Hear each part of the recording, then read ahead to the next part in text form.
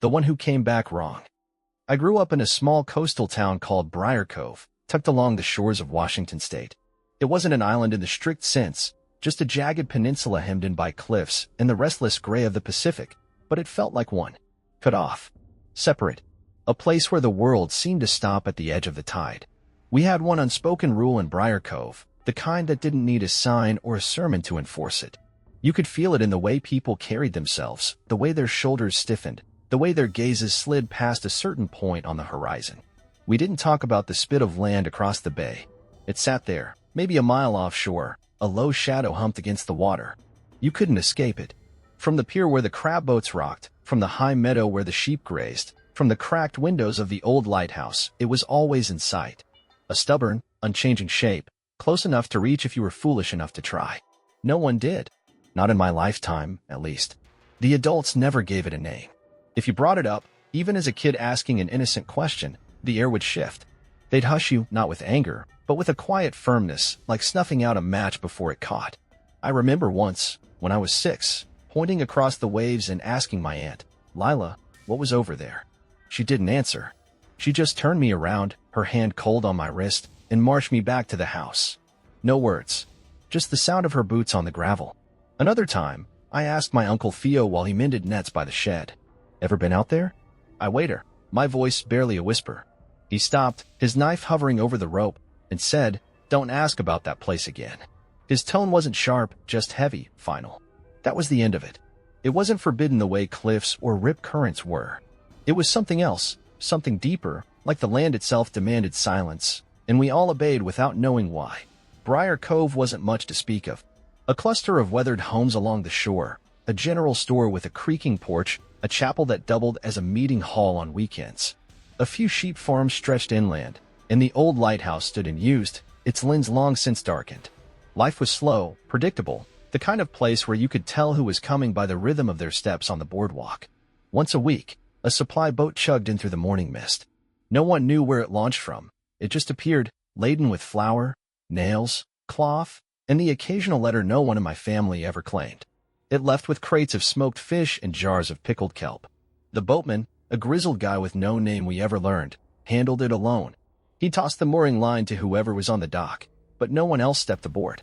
We were a closed circle. Our borders were the sea, the cliffs, the woods, and beyond that, the other land. Always there, always ignored. There were 4 of us who couldn't let it go. Me, Cass, Riley, Tobin, and Sage. We were the restless sort, kids with too much time and not enough sense. We'd race along the tittle line, chuck rocks at gulls, dare each other to sneak into Old Man Harrow's barn. On summer days, we'd play pirates in the dunes. On winter nights, we'd huddle under blankets and tell tales of shipwrecks. We were loud, scrappy, always pushing boundaries, stealing jam jars or a lantern wick. Nothing big, just enough to feel alive. Cass was the tallest, broad like her dad, with a quiet way that made you listen when she spoke. Riley was fast, first to scale a tree, first to crack a grin that unsettled you. Tobin was the cautious one, always pausing to think twice. Sage had a sharp mind, spinning stories so wild we believed them until he laughed and fessed up. Me? I was the one who held on, kept the questions alive in my head, even when no one answered. We never said it outright, but that land pulled at us. We'd watch it from the jetty, from the meadow when the wind parted the grass, from the shore when we were supposed to be mending nets. We'd whisper about it only when the world was asleep. "Maybe it's abandoned," Tobin mused once. "Like a ghost town." Riley smirked. "Haunted, you mean?" "Could be where the boatman's from," I said. "He never talks." Cass just stared out, saying nothing. We didn't dwell on it much. When we did, it was half-joking, testing the edges of something we didn't understand. But it grew in us, quietly, steadily, like a splinter you don't notice until it festers. It was Cass who broke the silence. We were sprawled on a driftwood log behind the chapel, gnawing on stale bread and dried herring we'd swiped from home. The air smelled of salt and smoke, and the sky was turning the color of a bruise. "We should go," she said, flat and sudden, like she'd been chewing on the thought for days. No one asked where. We knew. The quiet stretched. We kept eating, eyes on the sand, but that silence was our yes. "Day after tomorrow?" Riley said, flicking a bone into the dirt. "Before dawn," Cass replied. Sage nodded. Tobin wiped his hands. I said nothing, but I was already counting the hours. We met in the gray hush before sunrise, the world still soft and unformed. The moon lingered low, and the ground squished underfoot, damp with dew. The air carried the stale tang of seaweed and rust. We traveled light, water skins, a hunk of bread and a rag, a coil of rope.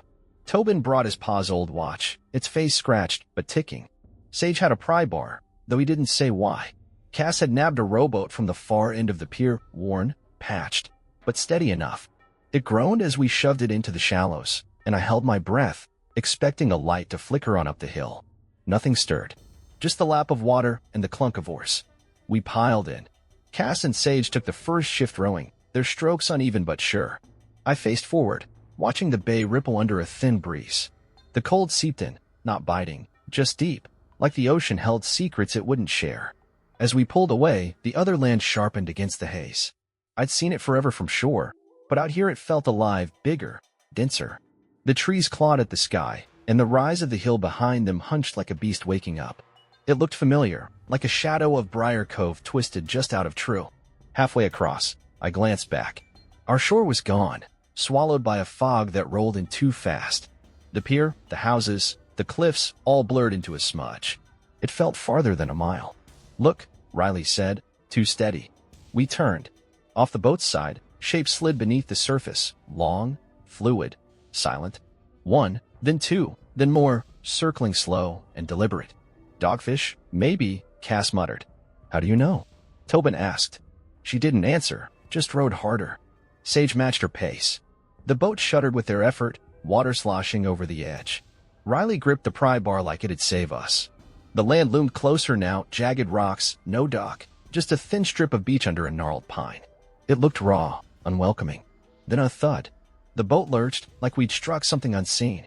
"Rocks," Cass barked. It tilted sharp, water rushing in through a split plank.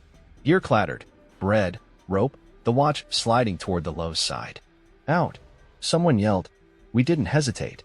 I leapt, the cold swallowing me to my chest, stealing my breath. Behind me splashes, gasps, chaos. I didn't look. The current dragged like hands, my limbs heavy as I fought for shore. Something grazed my leg, swift, slick, not wood. I kept going. The beach was close, but it felt endless, like wading through a dream that wouldn't let go. When my hands hit stone, I clawed up, skin tearing, lungs burning. The others stumbled in after me, coughing, dripping, alive. 5 of us. All here. Shaken, but whole. Our stuff was gone, sunk or drifting. The boat was a ghost in the mist. We stood there, catching our breath, then looked around. "It's the same," Riley said, voice low. "Same beach." It almost was. Same bent pine, same rocky curve, same slope to the trees. Like we'd circled back without moving. We crossed, Tobin insisted. We saw it. No one argued. We just stared, unsure. The beach wasn't quite right, rocks too smooth, grass too pale. Familiar, but off. A path stretched inland, narrow and new. We didn't remember it from home. The air thickened as we climbed, warm, heavy, like summer had snuck in. The trees swayed, but the grass twitched too much. Cass led, Riley at her heels. Sage, Tobin, and me followed, steps quiet but tense. We hadn't gone far when Sage stopped, eyes on the hillside. I looked. She was there. Tall, too tall, standing in the grass, still as stone. The wind moved everything but her. Her dress hung wet, her arms limp, unnatural. No one spoke. We froze, pinned by her presence. "Do you see her?" Tobin whispered, like he doubted his own eyes. We did. Couldn't look away. Blinking felt risky, like she'd closed the gap. Then she smiled. It wasn't right. The corners dipped down, not up, a smile drawn wrong. But her cheeks creased, her eyes softened, like she meant it. That clash made it worse. Her eyes were warm, too warm. Kindness that didn't fit, like a mask slipping. If I'd known then what I'd learned, I'd have bolted back to the water, faced the shadows beneath it instead. She lifted an arm slow, jerky, like her bones weren't hers. A finger pointed, stiff and long. We backed up, careful, like turning might break something. Riley bumped Cass, who hissed under her breath. "Why is she pointing?" Riley murmured. No answer. Tobin squinted. "Wait, it's not us." He was right. Her gaze cut above us, past us. Dread coiled in my gut. Something was behind us. We turned. 5 figures stood in the trees, still, spaced evenly, watching. They were us, same sizes, same hair, but wrong. Cass's jacket zipped the wrong way. Tobin's scar switched sides. Their stillness was perfect, lifeless. No one moved. They stared, blank, waiting. I stepped back, leaves crunching too loud. The air shifted, rules bending, unraveling. I glanced at her. She hadn't budged, but her head tilted forward, neck stretching, skin tight, like she was reaching without moving. That downward smile held, eyes locked on us now. Tobin choked, a quick, broken sound. That snapped it. Her mouth opened, and she screamed. It wasn't human, low at first, like a hole groaning, then sharp, tearing, metal underwater. It drilled into us, bones, teeth, skull. We dropped, hands to ears. Riley shouted, lost in it. The sound owned us. Then silence. Sudden, deafening. My ears rang, breath ragged. I looked up. She was gone. So were they, like they'd never been. We need to go, Tobin rasped, voice splintering. Now. No one argued. We just knew this wasn't home. We had no boat, so we went deeper. The woods closed in fast. The path vanished, trees looming off somehow, branches curling wrong, bark soft like cloth. The ground sank underfoot, air thick with rust and rot. We found a clearing, small, split by a fallen log, moss pulsing over it. Cass sat, pale. Riley paced. Tobin scanned the trees. What was that? Cass asked. Nothing. Then a click. Sharp, mechanical. A latch lifting, a head in the dark.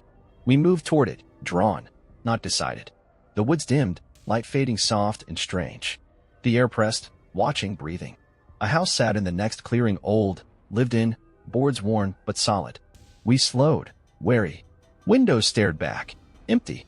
Sage stopped, pointed at the porch. That's like my place. He stepped closer, tracing the frame. Not exact, but close. We followed, reluctant. The door hung ajar. Sage pushed it wider.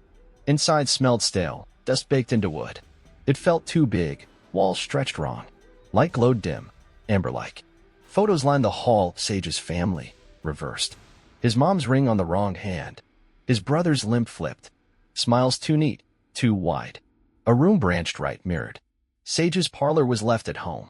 Here, everything flipped, chairs, clock, a painting of the bay, cliffs on the wrong side.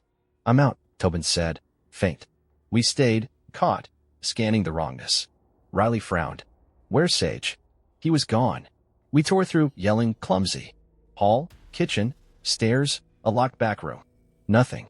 Upstairs, empty beds, a dresser, more photos, faces blurred or dark. No Sage. Cass checked outside. Not there. Footsteps, slow, from inside. Sage stepped out, calm, damp, blank. Where were you? Tobin snapped.